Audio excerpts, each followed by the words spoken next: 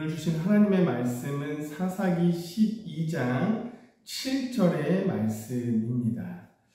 입다가 이스라엘의 사사가 된 지 6년이라 길앗 사람 입다가 죽음에 길앗에 있는 그 성읍에 장사되었더라. 아멘.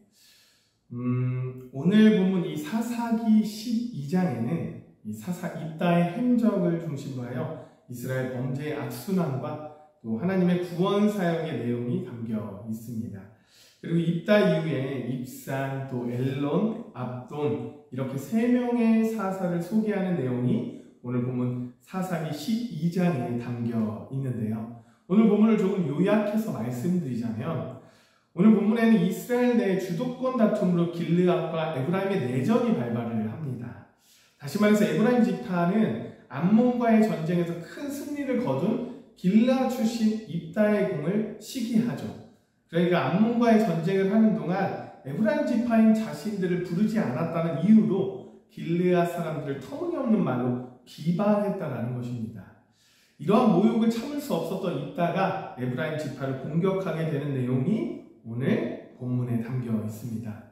그렇다면 여러분, 에브라임 지파는 왜 이런 행동을 하게 되었을까요? 그것은 이 에브라임 지파가 자신들이 장자 지파임에 대한 명예욕과 우월감에 사로잡혀 있었다는 것을 알 수 있습니다. 8장을 보면 기드온의 업적을 중간에서 가로챈 사실이 있는데요. 이들이 이러한 태도를 오랜 세월이 지난 지금까지도 버리지 못하였다는 것입니다. 다시 말해서 그들은 기드온에게 했던 것과 마찬가지로 입다에게 역시 가당치 않은 시비를 걸어 분쟁하였던 것입니다. 그것은 자기들이 이스라엘의 우두머리가 되고자 하는 헛된 자만심과 시기심에서 나온 것이며 또 어려운 일을 피하면서도 승리의 열매를 나눌 때는 가장 먼저 가장 좋은 것을 차지하려는 이기적이고 파렴치한 태도라고 볼 수 있습니다.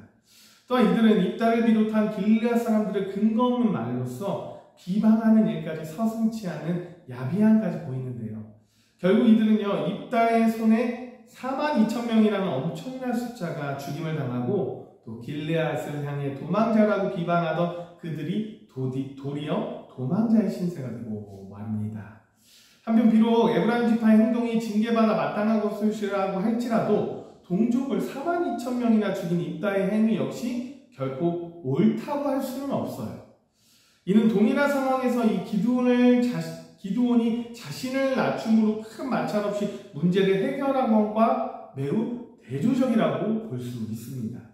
어찌 보면요, 사사기는요, 크게 기드온 이전과 기드온 이후로 나눌 수가 있습니다. 그 이유가 무엇인지 오늘 보면 7절의 말씀을 보면 아는데요. 다시 한번 제가 7절의 말씀을 봉독하겠습니다. 입다가 이스라엘 사사가 된 지 6년이라 길르앗 사람 입다가 죽음에 길르앗에 있는 그 성읍에 장사되었더라. 자, 여기서 죽음에 장사되었더라 라는 표현은요, 기드온 이후 모든 사사들에 대하여 사용되고 있는 공통적인 표현입니다.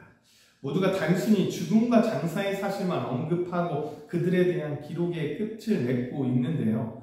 이것은 이전의 내용과는 조금 다른 부분이 있습니다. 사사기 8장 28절을 보면요, 미디안이 이스라엘 자손 앞에 복종하여 다시는 그 머리를 들지 못하였으므로 기드온이 사는 40년 동안 그 땅이 평온하였더라. 자, 여기서는 40년 동안 그 땅이 평온하였더라 라는 표현이 있는데 이것은 운니엘, 에우, 드보라에게도 동일하게 나타납니다.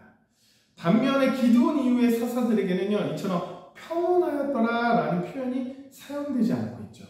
이것은 기드온 이후의 이스라엘 땅에는 평온한 시기가 없었음을 암시해 주는 것과 같습니다. 여러분, 물론 그렇다고 전혀 평화의 시기가 없었음을 의미하는 것은 아니에요. 기드온 이후의 사사들이 통치할 때 이스라엘은 분명 평화를 누렸습니다. 다만 여기서 말하고자 하는 것은 기드온 이전과 이후의 평온과 평화 사이에 차이가 있다는 것입니다. 자세히 말씀드리면요, 기드온 이전의 평온 시기에는요, 이스라엘의 평안과 하나님의 은혜와 축복이 있었던 반면 기드온 이후의 평화 시기에는 그저 어느 정도의 안정만 있었을 뿐이었던 것이죠. 여기에서 중요한 사실이 있어요, 여러분. 그것은 계속되는 죄의 반복은 하나님의 축복을 약화시킨다는 것입니다. 어찌 보면 이스라엘의 계속되는 죄의 반복은 영적으로 나태해졌기 때문에 이런 결과를 낳지 않았을까요? 오늘 본문 후반부를 보면 알 수 있는데요. 후반부에는요, 입산, 엘론, 압돈 3명의 사사를 소개합니다. 3명의 사사가 합쳐서 25년간을 이스라엘을 다스렸는데요. 그런데 이들 3명의 사사가 다스리는 25년 동안 이스라엘에는 평화가 계속되었습니다. 9절을 보면요, 입산이 모두 60명의 자녀들을 두고 다 결혼시켰습니다 라는 이런 말이 나와요. 이것은 그때가 평화 시기였음을 시사하는 것이죠. 또 13절을 보면 압돈이 70명의 아들과 손자들이 나귀를 탔다라고 얘기를 해요. 이 또한 평화 시기를 이야기하는 겁니다.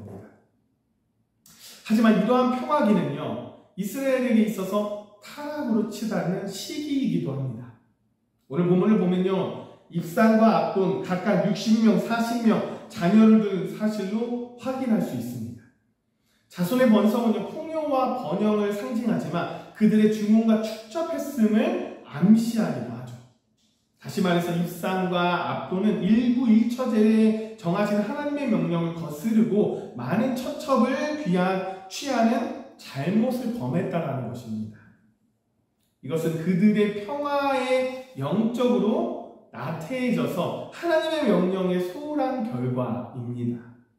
당시 이스라엘 지도자의 사사들이 이렇게 타락했다는 것은요, 일반 백성들의 타락의 정도는 능히 짐작할 수 있다는 것입니다. 이스라엘 백성들은 하나님께서 허락하신 평화의 길을 선용하지 못하고요, 도리어 타락의 길로 달려간 것입니다. 사실 여러분, 평화기는요, 사람들로 영적 긴장감을 늦추게 하여 쉽게 타락의 길로 가게 합니다.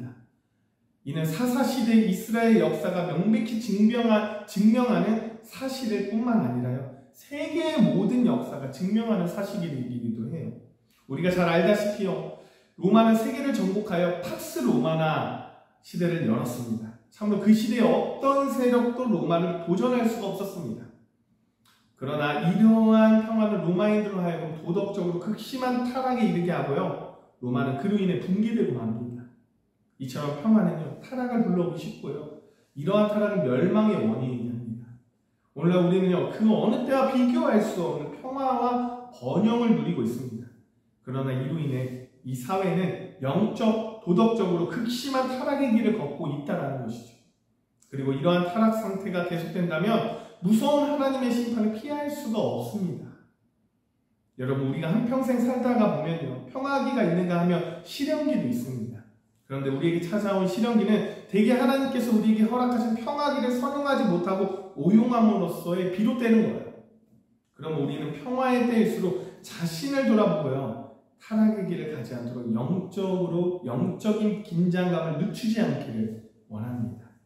사랑하는 여러분, 어떤 유혹으로 넘어뜨리려고 매일 우리를 감시하고 있는 사단의 세력으로부터 승리하기를 원한다면, 지금 평화의 시기, 이 평화의 시기를 걷고 있다면 항상 이 사단의 세력으로부터 경계하고 또한 영적인 훈련에 게으름 피우지 않고 오직 주님의 평화를 바라보고 기대하는 주님의 권속들이 되기를 간절히 소망합니다.